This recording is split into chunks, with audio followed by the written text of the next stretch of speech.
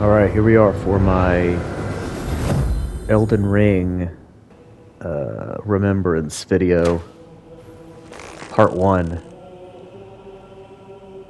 This is actually the first video I ever took of Elden Ring. I don't know, number 1, why this, and number 2, why it took me so long. This is me, killing, cheesing these lions that were inside Radahn's castle. By this point in the game, I don't know, I probably had 20 or 30 hours already. I'd already defeated 2 of the rune bosses, finished Stormvale Castle, finished Academy, and I was on to Caelid, and I was getting ready to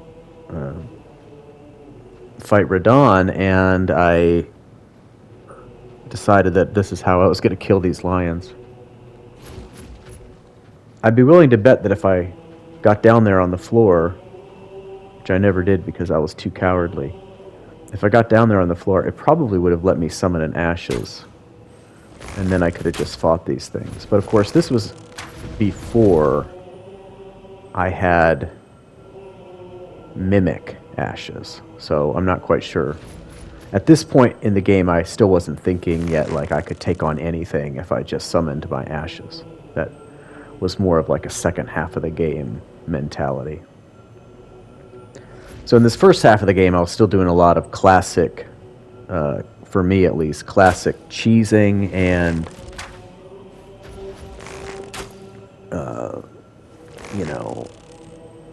tactics like this. And it worked. It worked. I was able to kill this guy. So during this downtime, let's talk a little bit about this video. I didn't make any Elden Ring videos along the way, at least not ones that I did voiceover on. I did record a lot of boss fights, though.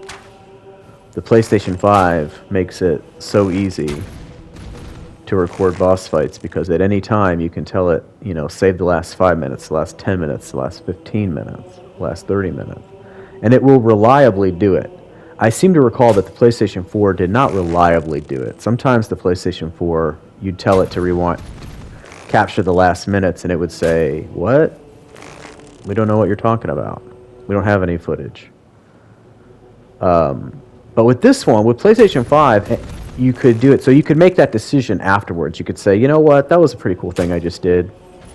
Let's capture the video of it." Alright, we got that lion. I think I'm going to fight another one now here, too. Am I really? Look at what I'm wearing. That is quite a hodgepodge of equipment.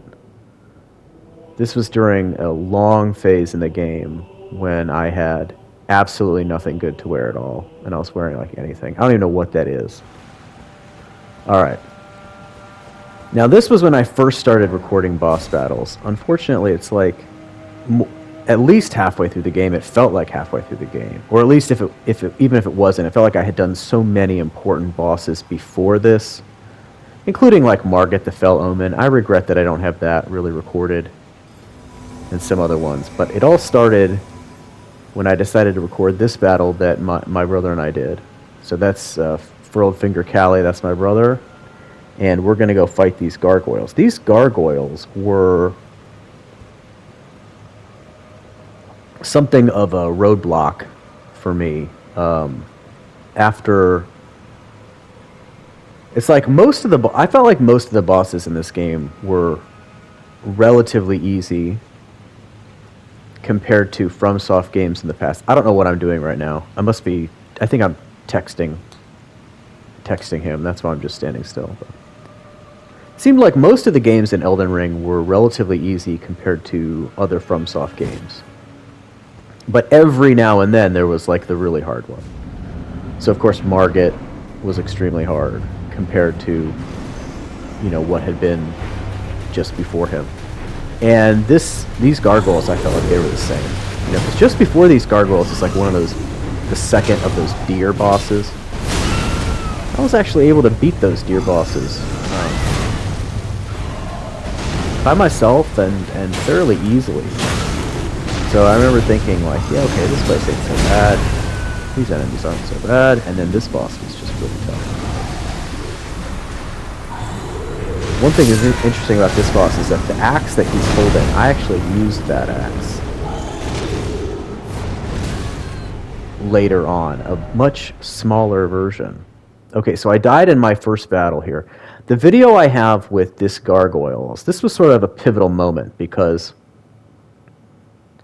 I couldn't get anybody to come. The co-op scene for this gargoyles boss was minimal. And nobody was coming. So I asked my brother, basically out of desperation, I needed somebody to come help me, and so he agreed to play. But what we found was that we really weren't doing that well. I think I probably recorded maybe 2 battles here with my brother. We weren't doing that well, and it seemed like the problem, of course, was that there's 2 gargoyles. So it was really more like me fighting one and my brother fighting one. And neither one of us was able to really kill it that fast. And so it was tough. And then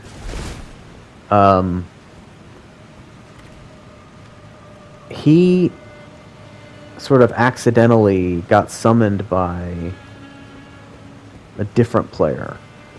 We took the password off, and he got summoned by a different player. And so he was forced to get out for a moment.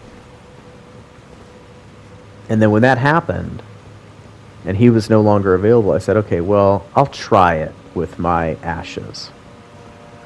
Now, I had actually just gotten the ashes not long ago. I had gotten the mimic, I should say, not long ago.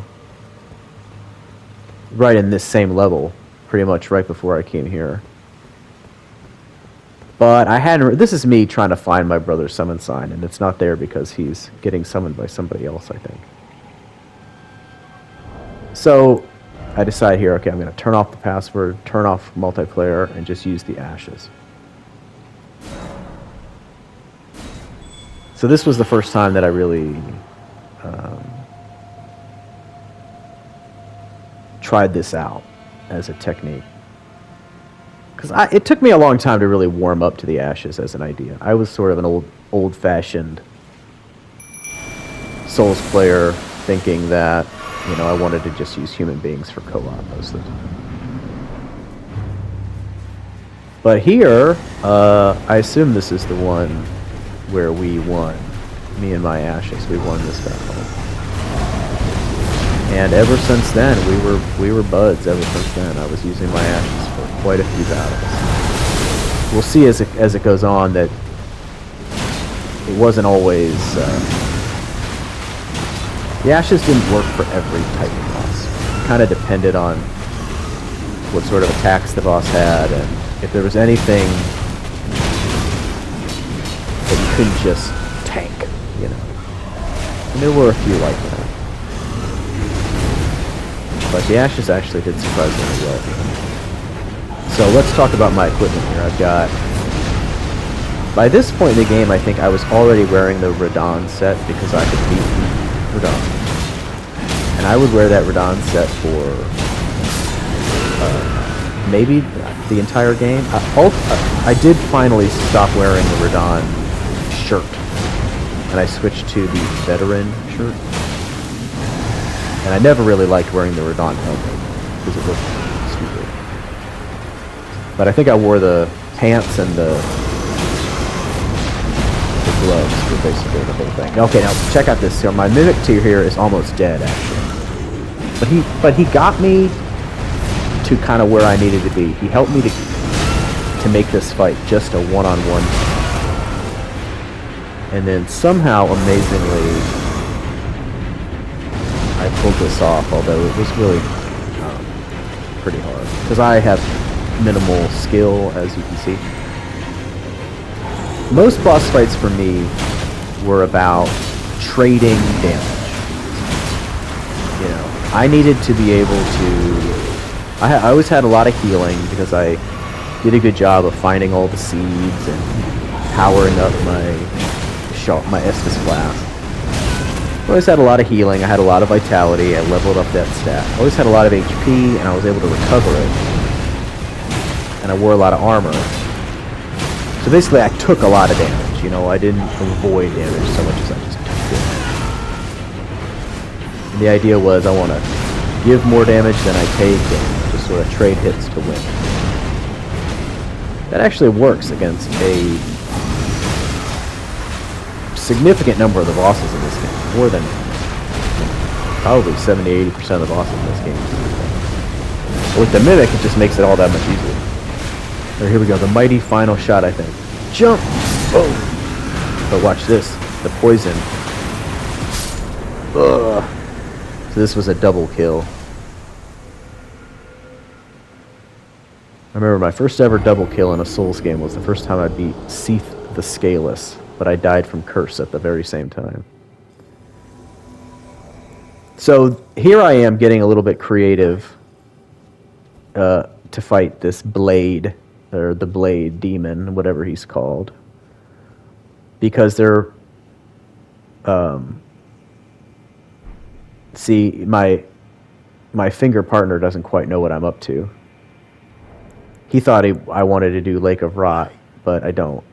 I actually want to use this guy to fight this Blade Demon. I tried fighting Blade Demon one-on-one a few times. Because I actually had a lot of good luck in this game against the Red Invaders. I beat almost every Red Invader the first time.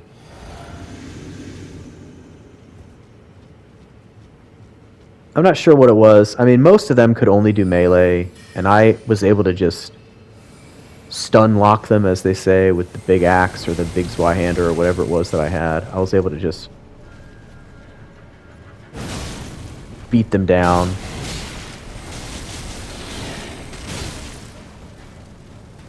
So I tried that with this guy, but he was pretty tough, actually. And one-on-one didn't work. So eventually I just said I would summon a friend. Beautifully fought. My thanks. 'Twas more of a challenge than I envisioned. Now I can finally stand before them. This is farewell, my dear. Tell Bly and This is probably one of the ultimate trade damage battles of all time. I had absolutely no technique against this guy at all. And he really ran roughshod over me and did a lot of damage, but I took a lot of damage too. And this was a funny it's funny for me to watch the video of this battle, because this was when I started to realize that you have to be careful about what you're equipped, because of the way that the Mimic will use it. So at this point in the game, I was pretty committed to two-handing the axe. I wasn't wearing a shield anymore. You saw I had a shield against the gargoyles. But at this point in the game, I had decided that I was just going to be a two-hander. And so I didn't even have a shield equipped at all, and instead I had a torch. But of course, here you can see that my Mimic is... he's running around with the torch in one hand. So he's not even two-handing his axe, he's one-handing his axe and carrying the torch, which is completely completely useless. But that was it was instructive. I'm glad that I recorded this so I was able to see that he was doing that. And then that really helped me remember in the future to think about what you have equipped, because your Mimic will use it. This boss reminds me of something about Elden Ring that I wanted to mention, which was that I actually thought, Elden Ring had all these weird shortcuts like warps, and you could get to these parts of the game sort of prematurely. I can see how that would be good for speed runs or second playthroughs, but I think in some ways it kind of, I don't want to say ruined, but I think it was detrimental to my experience on a first playthrough, because I really feel like it was really, really cool. The view of the Volcano Manor from this boss arena is really awesome. And so if you... And it takes a long time to get here. You have to get through a lot to get here. So if you could get here and then look off and see the Volcano Manor, like after you beat this boss and you walk around and you're like, oh my god, where am I? Or even if you don't beat the boss and you just sort of run past him, to see the Volcano Manor up here and be like, oh my god, this giant castle is up here, like it would, I think it would just be a really neat Dark Souls experience to get to see that and discover it that way. But of course I didn't discover it that way. I got warped to it by the girl, and so I already knew it was up here, and oh well. I thought that was too bad. Now this is the full-grown Falling Star Beast, so I guess that means the one that's by Lyondale Castle is only a halfling or whatever, a youth. That one did seem to be easier than this one, but I didn't fight that one until much later in the game. So you can see, check this out, I'm down to 0 HP and the Mimic is dead. And here it goes, one last slash. Boom! At that point I was literally just hacking for my life, and it just happened to get him. Alright, now you can see here I've got the Radon helmet on, which means I think this is a serious battle. And it was. I had fought this guy a few times, and he had defeated me. And, you know, I have my set of equipment that I consider fashionable, but every now and then I have to change it if the boss is serious. So the fashionable thing to do would be to not wear that Radon helmet, and to have 2 axes, or I guess at this point in the game I was two-handing the weapon. Not have the shield. That was the fashionable thing to do.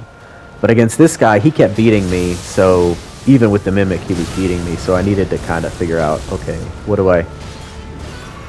how can I increase the odds here? And I think one of the things I did was I changed the, I think my weapon was a fire weapon prior to fighting this guy. It might have been a fire weapon on the last boss. I didn't notice, but I think it was a fire weapon, but this guy was strong against fire. So the first thing I did was change it back to heavy. And that was something I didn't really do this game, was really change my weapon infusion to specifically match the enemy, but I probably should have done that more. So that was the first thing I did, and the second thing I did was to put my shield back on, which I think probably helped here. Probably helped me preserve Estus.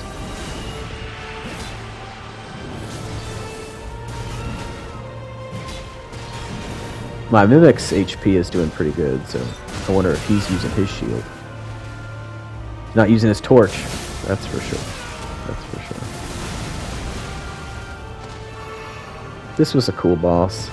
I don't really understand the story of like who this guy is or why he was underground, but he seemed like a cool boss to represent sort of the end of the episode. And of course, after this boss, you get what was for me one of the most satisfying discoveries in the game, and that's the lift that takes you up to that big continent. That big continent was a huge mystery to me for a long, long part of the game. That southwestern part of Liurnia, or maybe it's just the western part of Liurnia, but like, how do you get there? How do you get up there? And finally I did it. This video against the Lich Dragon starts in progress because I guess I didn't record enough of it, or I messed up the recording somehow. But here I am. I've got my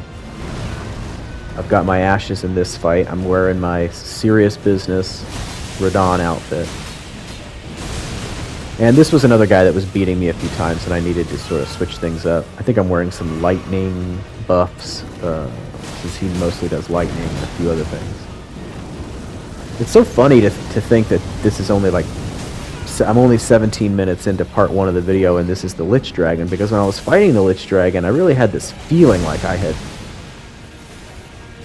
was near the end of the game. I mean, this had a very late game feel to it. Of course, you can do Fia's quest late in the game. But I did it, I guess, earlier, but it felt so late. It felt like things were really starting to wrap up. And of course, they weren't at all. We still had so much left to do. But this underground area was it just felt like a really high level area. Alright, Lich Dragon, go. There he goes. I don't know why this thing was a legend level boss, but it was.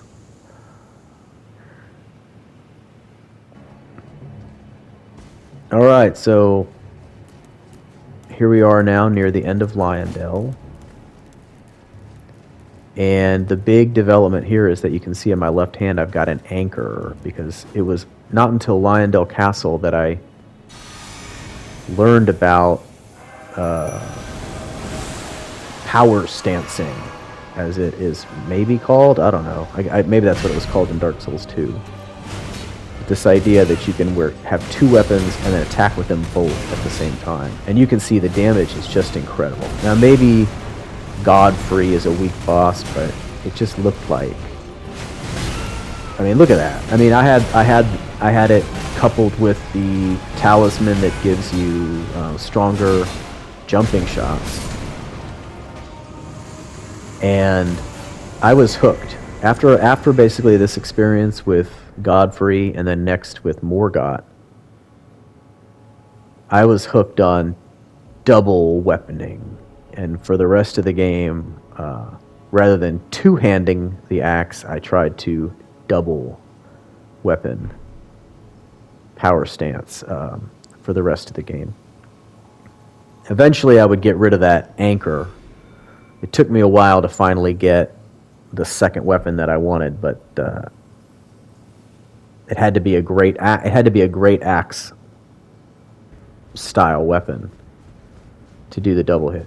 Now here's Morgott. Now I beat Morgott on my first battle, which means this video will include all the cutscenes. I saw that I just ran past a summon sign. I should have used it. At this point in the game, I didn't realize yet that if you summon an NPC, you can still summon your ashes. I thought that there was a trade-off between golden sign, summons, and ashes. And I thought it was true whether it was humans or NPCs. Incorrect. Only for humans can you not use ashes. What is thy business with these thrones? Ah, Godric the Golden. Do I know who these characters are now? I didn't know them when he first said them. Godric, the twin prodigies, okay. General Radahn. Yeah, General Radahn, yeah. Praetor Rykard. Rykard, sure. Luna Princess. Ronnie, yeah. Traitors all. Willful traitors. All.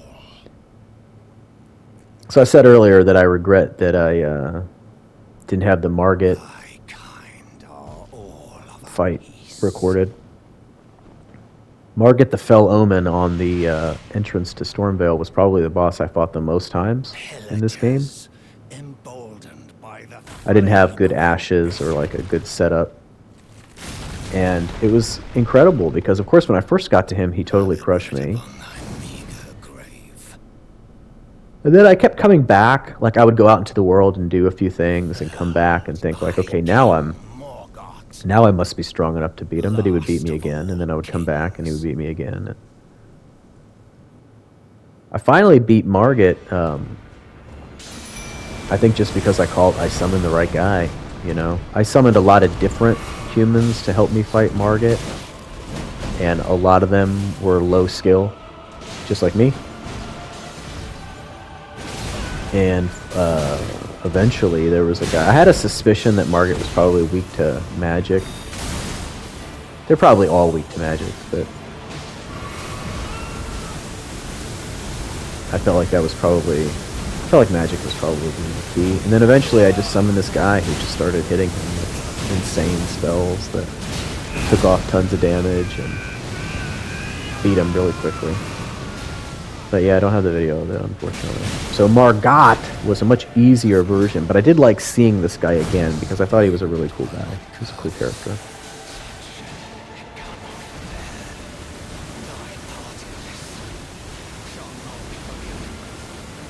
Who are those supposed to hit? Those aren't even coming near me.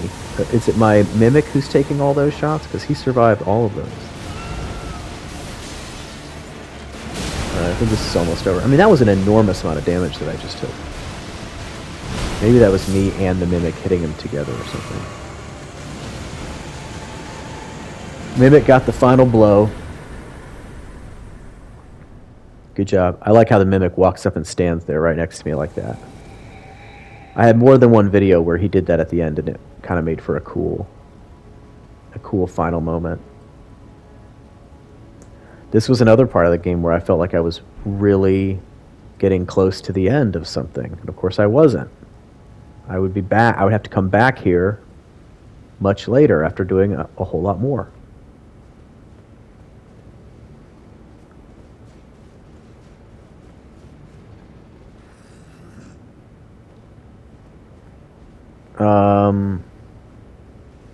Yeah, okay, so at this point in the game, I kind of was starting to feel really powerful. I was starting to feel like that I had basically made two key discoveries. The one was power stancing, and the other was using the Mimic, because that basically meant two guys that were power stancing.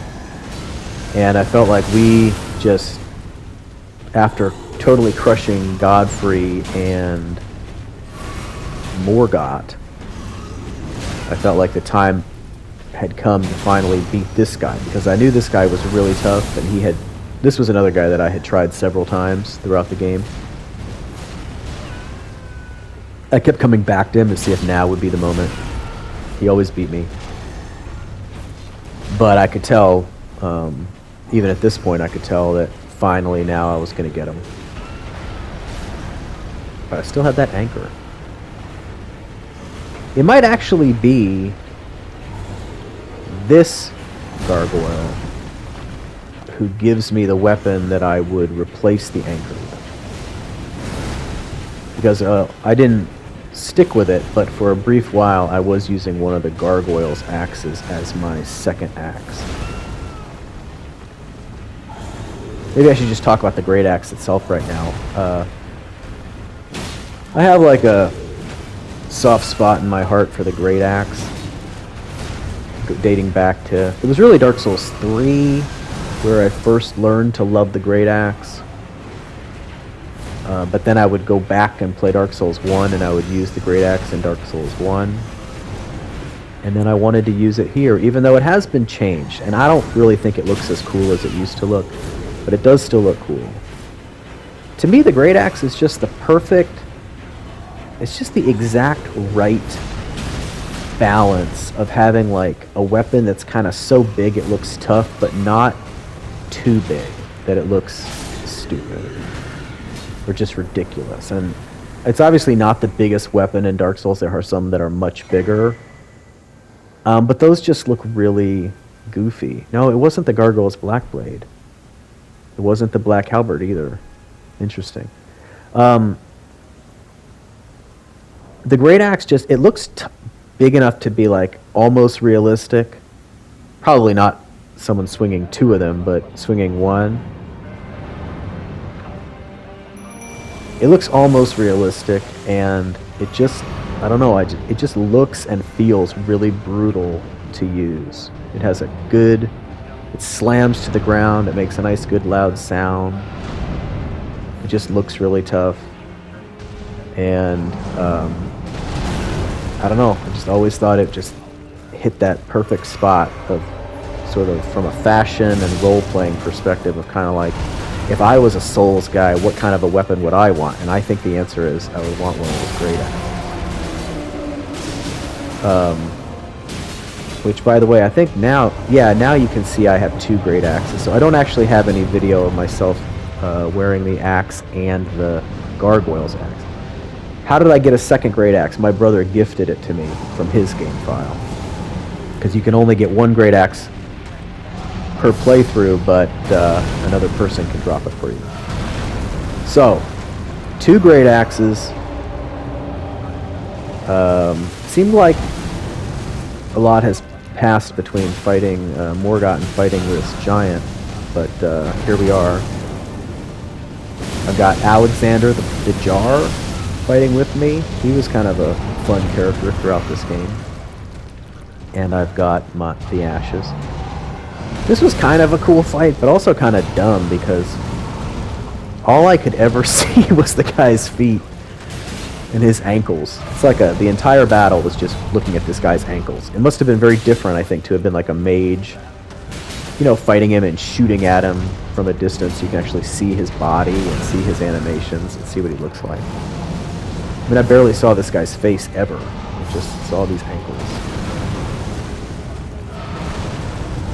So this was a fairly easy battle, considering that I was able to win just by hitting his ankles over and over again. This cutscene is one of these scenes where I feel like if I hadn't already just played this whole game, I might have been shocked by this or moved in some way, but I really wasn't at all.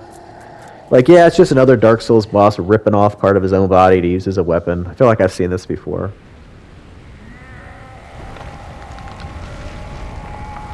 But it was still kind of cool the way this guy turned into... he had an eye come out of his chest and all that. He definitely felt like... Again, this felt like something really important that was near the end of the game. This game did a very good job of sort of giving you that that feeling that you were doing something really important near the end of the game for a long time. You know, you felt that way, I guess, basically from the moment you entered Lyondell, and that was, if not only halfway through the game, I'd say that was maybe only 3/4 of the way through the game. So there would be a lot left to play that felt really important.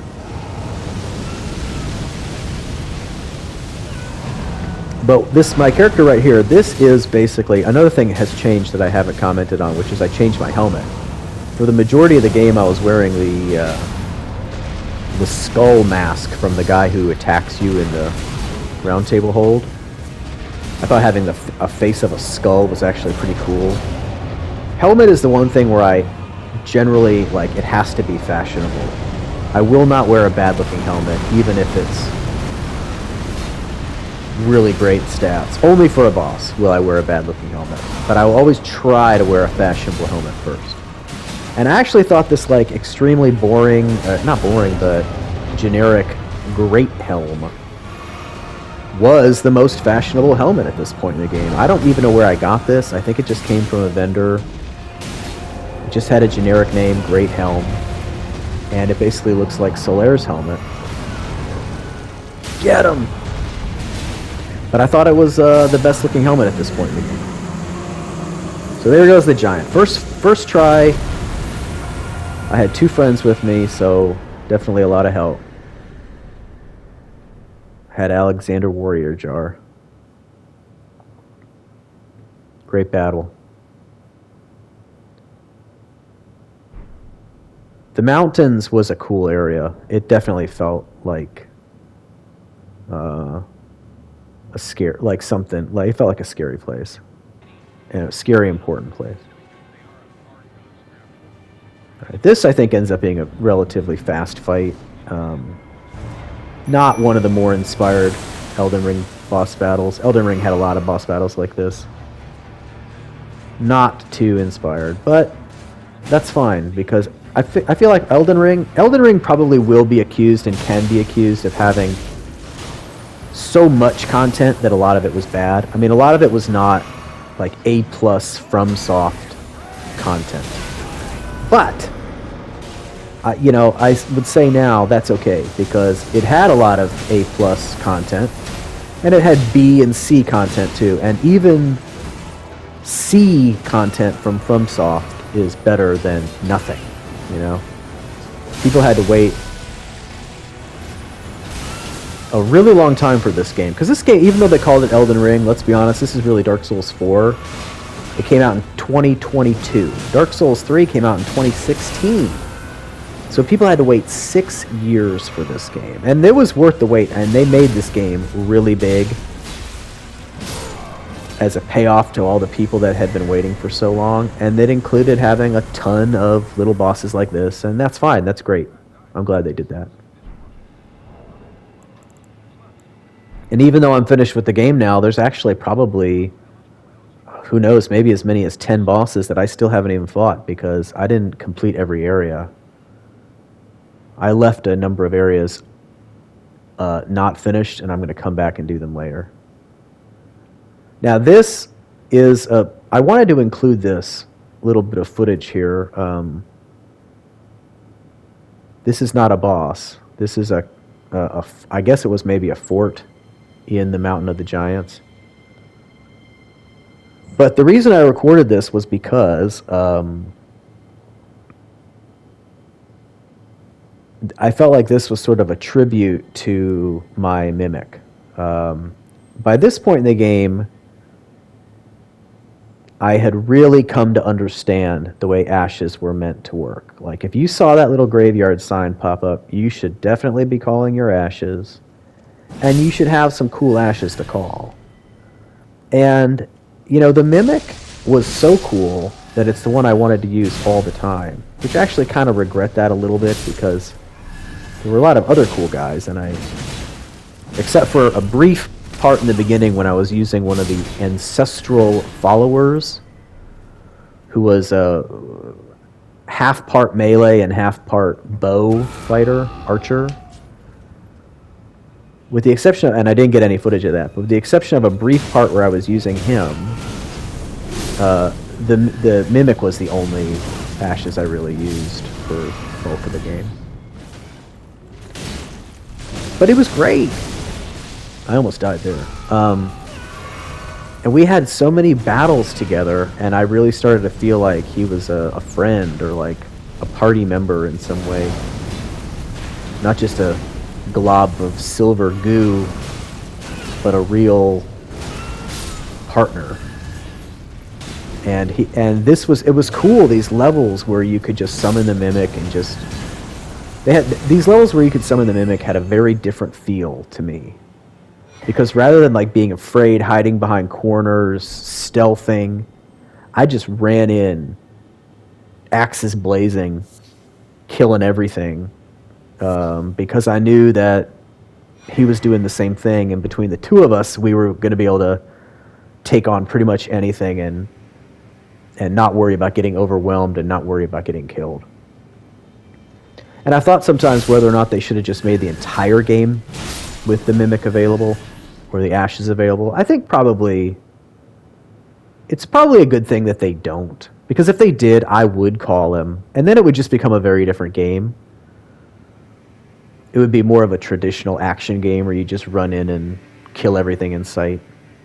So I actually think Elden Ring got just the perfect balance of having certain stages where you could use the Mimic, or you could use ashes and just crush everything, and then having other stages where you couldn't. Something kind of funny is about to happen here. I don't know, I guess I never found the final enemy here because my Mimic never went away. But I thought we had killed everything. I got to a point up here where I just started standing around and just sort of looking around. And I think I was... no,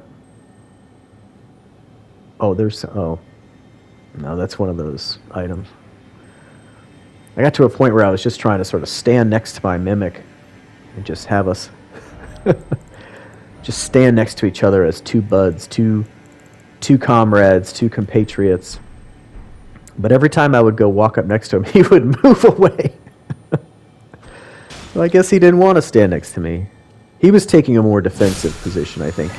If I was looking west, he would look east or something like that, you know. He was being smart.